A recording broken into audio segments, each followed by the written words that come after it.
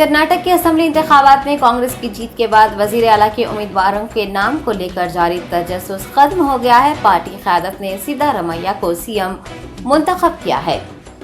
कर्नाटक में वजीर आला के उम्मीदवार को लेकर जारी क़यास आराइयों और तजस्सुस को खत्म करते हुए कांग्रेस क़यादत ने सीनियर रहनुमा सिद्धारमैया को कर्नाटक के चीफ मिनिस्टर की जिम्मेदारी सौंपी है।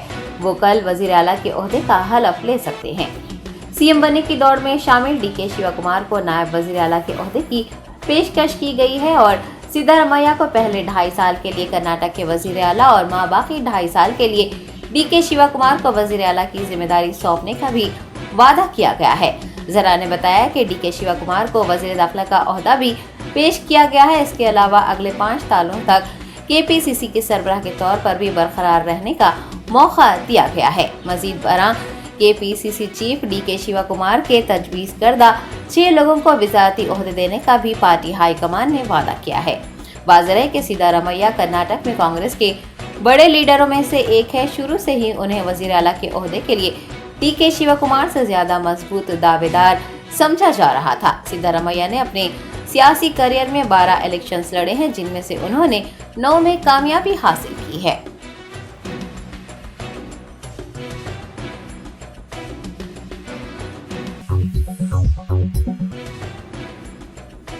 गवर्नर तेलंगाना तमिलिसाई सुंदरराजन ने कहा है कि वो कबायली मसाइल के लिए मरकजी हुकूमत से नुमाइंदगी करेंगी। गवर्नर तेलंगाना सिकंदराबाद से बजरिए ट्रेन कोत्तागुडम पहुंची। उन्होंने बरगमपाडु मंडल के आईटीसी गेस्ट हाउस में पुलिस दस्तों की सलामी ली। बादशाह भद्रादरी अमैया मंदिर का दौरा भी किया। अपने दौरे के मौके पर रियासती गवर्नर ने भद्राचलम के कबायली अवाम के साथ एक इजलास मुनक्किद किया। इस मौके पर कबायलियों और आंध्र प्रदेश में जम होने वाले 5 ग्राम पंचायतों के लोगों ने अपने मसाइल बयान किए और आंध्रा में जम होने वाली ग्राम पंचायतों को तेलंगाना में जम करने की दरख्वास्त की। तमिलिसाई सुंदरराजन ने इस मौके पर कहा कि चाहे वो तमिलनाडु की बेटी क्यों न हो, वो तेलंगाना के लोगों की बहन है। उन्होंने कबायली मसाइल मरकजी हुकूमत के इल्म में लाने और मसाइल जल्द अज जल्द हल करने की यकीन दहानी करवाई है।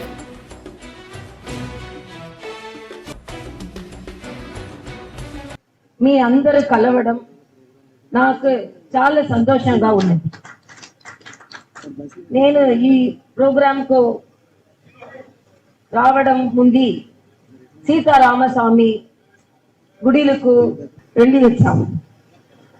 తెలంగాణ ప్రజలందరూ భద్రాచలం, కొత్తగూడెం ఈ గ్రామ పంచాయతీ ప్రజలందరూ సంతోషంగా, ఆనందంగా, ఆరోగ్యంగా ఉండాలని నేను దేవుడిని ప్రార్థిస్తున్నాను. మీ ప్రాబ్లం చెప్పారు. నేను అక్కడ అన్ని ప్రాబ్లం వింటున్నాను. చాలా కష్టమైంది. మీ ప్రాబ్లం వింటున్నప్పుడు నాకు చాలా కష్టమైంది.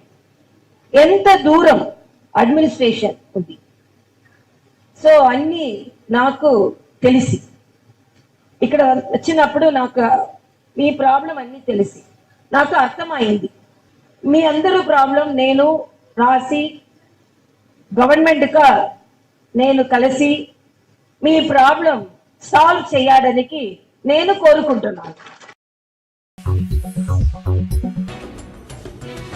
All India Muslim personal law board के सेक्रेटरी व बाबरी मस्जिद एक्शन कमेटी के कन्वीनर जफर याब जिलानी का लखनऊ में इंतकाल हो गया है। बाबरी मस्जिद केस की इलाहाबाद हाई कोर्ट से लेकर सुप्रीम कोर्ट तक बतौर वकील नुमाइंदगी करने वाले जफर याब जिलानी का तवील अदालत के बाद इंतकाल हो गया। वो 74 बरस के थे।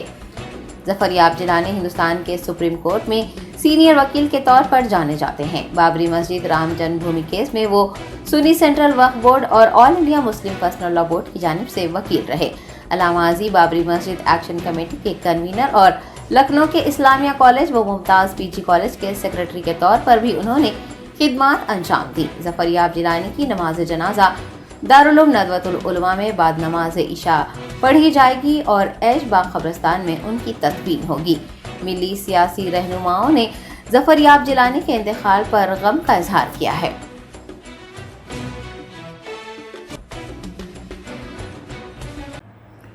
All India Muslim personal law board के सेक्रेटरी मोहतरम जनाब जफर याब जिलानी साहब, जो कि काफ़ी अरसे से बीमार थे, अलील थे, आज लखनऊ में उनका इंतकाल हो गया اور انہوں نے ایک لمبے عرصے تک بابری مسجد کیس کو مختلف عدالتوں میں ہائی کورٹ سے لے کر کے اور سپریم کورٹ تک اس کو کنٹیسٹ کیا، اور آپ بابری مسجد ایکشن کمیٹی کے کنوینر بھی رہے، اور اسی کے ساتھ ساتھ بہت سے تعلیمی اور ایجوکیشنل انسٹیٹیوشنز خصوصاً اسلامیہ کالج، ممتاز کالج کے آپ سیکریٹری بھی رہے۔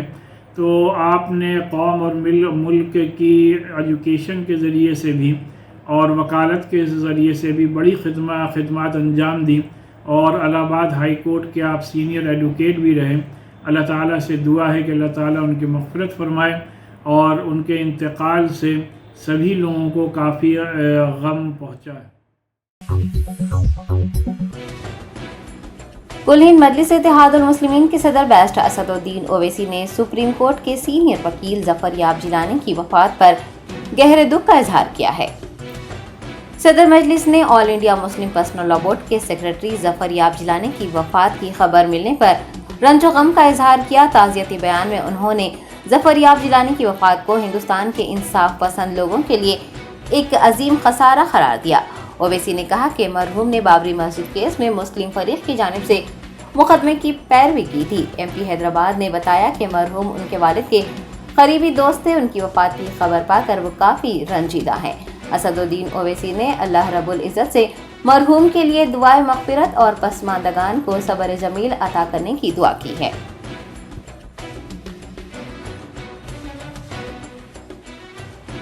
السلام علیکم، بسم اللہ الرحمن الرحیم۔ ابھی ایک غمگین خبر مجھے ملی کہ عالی جناب محترم جناب ظفر یاب جیلانی صاحب کا طویل علالت کے بعد انتقال ہوا ہے۔ میں اللہ سبحانہ و تعالیٰ سے دعا کرتا ہوں کہ اللہ سبحانہ و تعالیٰ جناب ظفر یاب جیلانی صاحب کی مغفرت فرمائے، ان کے درجات کو بلند کرے، اور ان کی زندگی میں جو انہوں نے خدمات انجام دی قوم اور ملت کے لیے، اللہ سبحانہ و تعالیٰ اس کو قبول کرے۔ ظفر یاب جیلانی صاحب میرے مرحوم والد سلطان صلاح الدین اویسی سالار ملت کے قریبی دوست، رفیق اور ساتھی تھے، اور انہوں نے والد مرحوم کے ساتھ مل کر بابری مسجد ایکشن کمیٹی بنایا، بابری مسجد کے سلسلے میں بڑی محنتیں کی، اور پرسنل لا بورڈ کے لیگل سیل کے ذمہ دار بھی تھے۔ بابری مسجد کے مقدمات میں ظفر یاب جیلانی صاحب بڑی تکالیف اٹھائے، اور میں خود اس سے واقف ہوں، اور دلی جب آتے تھے تو میرے 34 اشوک روڈ کے گھر پر رہتے تھے۔ وہ والد کے زمانے سے ان کے لیے ایک الگ کمرہ دے دیا گیا تھا ان کے لیے بابری مسجد کے مقدمات کے لیے۔ تو یہ خبر سن کر مجھے بڑا افسوس ہوا، اور میں نے ہمارے والد کے قریبی ساتھی کو کھویا، میں نے ایک ایسے بزرگ کو کھویا جو میری رہبری کرتے تھے، میری سرپرستی کرتے تھے، اور اپنے زرعی مشوروں سے مجھے بتاتے تھے کہ کیا حالات ہیں، کیسے کام کرنا چاہیے۔ اور میری اللہ سے دعا ہے کہ اللہ سبحانہ وتعالیٰ ظفر یاب جیلانی صاحب کی مغفرت فرمائے، ان کے درجات کو بلند عطا فرمائے، اور اللہ ان کا ایک نیک نام البدل ہم کو عطا کرے۔ شکریہ۔ آل انڈیا مجلس اتحاد المسلمین کے صدر بیرسٹر اسد الدین اویسی نے TUWJF کے زیر اہتمام منعقد کی جانے والی قومی کانفرنس اردو صحافیوں چلو چلے حیدرآباد کے پوسٹر کو جاری کیا۔ اردو صحافیوں کے مسائل کے حل کے لیے پیش رہنے والے Telangana Urdu working journalist federation کی جانب سے حیدرآباد شہر میں 18 مئی کو ایک قومی کانفرنس بعنوان اردو صحافیوں چلو چلے حیدرآباد منعقد کی جا رہی ہے۔ سینئر صحافی و صدر TUWJF ایم اے ماجد پر مشتمل ایک وفد نے AIMIM کے ہیڈ کوارٹر دارالسلام پہنچ کر سربراہ AIMIM بیرسٹر اسد الدین اویسی سے ملاقات کی۔ وفد نے MP حیدرآباد کو اس قومی کانفرنس کے انعقاد سے متعلق واقف کروایا۔ بعد ازاں صدر مجلس کے ہاتھوں پوسٹر کی اشرائی عمل میں آئی۔ اس موقع پر TUWJF کے جنرل سیکرٹری سید غوث محی الدین، نائب صدر عظمت علی شاہ، قاضل M.A. محسن، حیدرآباد یونٹ کے جنرل سیکرٹری محمد شفیع و دیگر موجود تھے۔ شہر کے علاقے ماساب ٹینک میں 18 مئی کو یہ کانفرنس خواجہ مینشن فنکشن ہال میں منعقد ہوگی، جس میں نہ صرف حیدرآباد شہر بلکہ ریاست کے دیگر اضلاع سمیت پڑوسی ریاستوں کے اردو صحافیوں کی بڑی تعداد شرکت کرے گی۔ کانفرنس میں شرکت کے لیے خواہش مند اردو صحافیوں کو 25 مئی سے قبل اپنا رجسٹریشن بذریعے آن لائن گوگل فارم کروانا ہوگا۔ رجسٹریشن یا پھر قومی کانفرنس کے بارے میں किसी भी किस्म की मालूमात हासिल करने के लिए मुंतज़मीन ने फ़ोन नंबर 9666306933, 9885157378 या फिर 9985937610 पर रब्त करने की ख्वाहिश की है।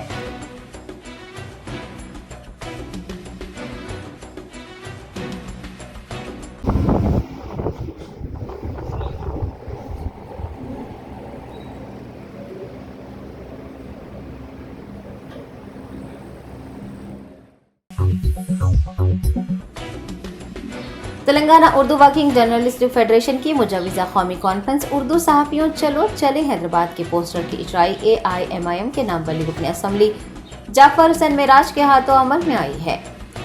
Syed Ghaus Mohiuddin general secretary TUWJF की ज़ेर सदारत TUWJF हैदराबाद यूनिट के एक वफ्द ने MLA जाफर हुसैन मेराज से मुलाकात की। इस मौके पर वफ्द ने TUWJF की साल 2023 डायरी रुकन असम्बली को सौंपी।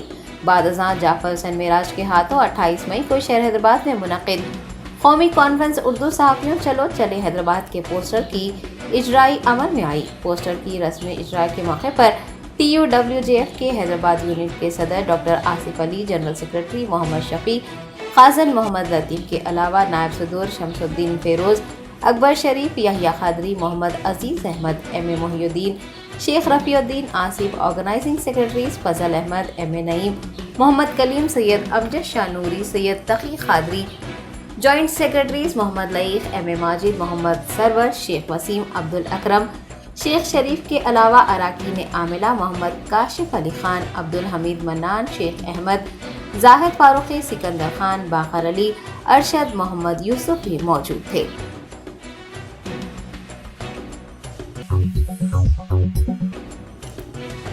रियासत के वजीर ज़राअत सिंगी रेड्डी निरंजन रेड्डी ने CLP लीडर भट्टी विक्रमार्का के तबसरों के जवाब में उन्हें पालामोरू की तारीख जानने को कहा है। कांग्रेस कायद मल्लू भट्टी विक्रमार्का की जानिब से किए गए रिमार्क पर S निरंजन रेड्डी ने शदीद नुक्ताचीनी की। उन्होंने कहा कि पालामोरू रंगारेड्डी को कांग्रेस पार्टी ने ब्लॉक किया था, ताहम BRS हुकूमत ने सैकड़ों मुकदमात का सामना करने के बाद भी पालामोरू प्रोजेक्ट के कामों को आखिरी मराहल तक पहुँचाया है। पालामोरू को तबाह करने का इल्जाम लगाते हुए वज़ीर ज़राअत ने कहा कि कांग्रेस पार्टी पालामोरू रंगारेड्डी प्रोजेक्ट के बारे में सवाल करने का कोई अखलाकी हक नहीं रखती।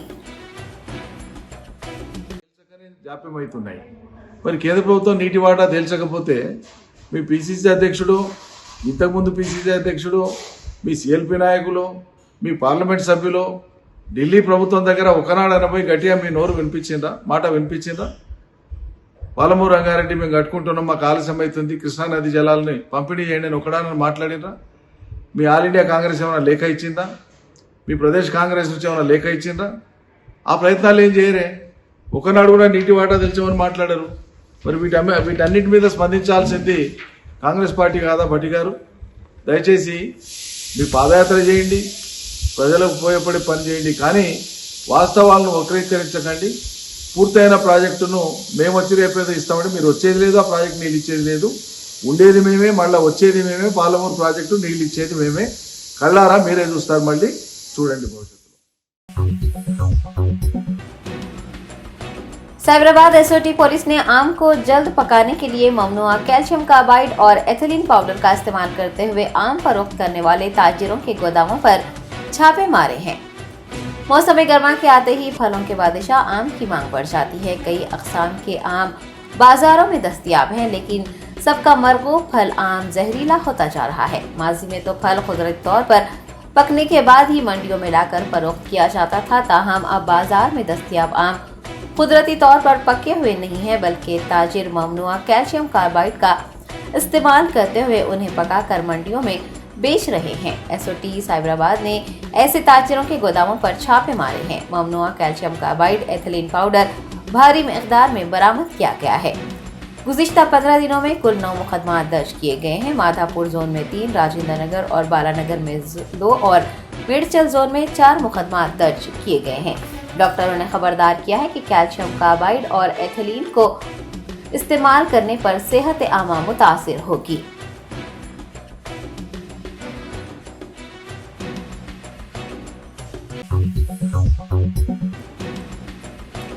हैदराबाद शहर के टप्पा चबूतरा पुलिस हदूद में एक स्क्रैप के गोदाम में आग लग जाने के सबब कई गाड़ियां जलकर खाकस्तर हो गई हैं। तफसीलात के मुताबिक ये हादसा न्यू सत्यनारायणा नगर कॉलोनी में पेश आया है। बड़े पैमाने पर एक स्क्रैप गोदाम में आग लग जाने से वहां मौजूद गाड़ियां मुकम्मल तौर पर जलकर खाकस्तर हो गई हैं। बड़े पैमाने पर आग भड़कते देख मुकामी लोगों में खौफ व हरास फैल गया। बादशाह आतिश प्रो अमले को इतला दी गई। फायर अमले ने मौके पर पहुंचकर आग पर काबू पा लिया। आग लगने के सबब फैले धुएं ने आसपास के इलाकों को भी अपनी लपेट में ले लिया था। आग लगने की वजूहात का इल्म नहीं हो पाया है। टप्पा चबूतरा पुलिस मुकदमा दर्ज करते हुए वाक़े की तहकीकात कर रही है। हैदराबाद में आतिशबाजी के वाक़यात पेश आने का सिलसिला जारी है। रिहायशी इलाकों में ऐसे हादसात पेश आने से अवाम खौफजदा है।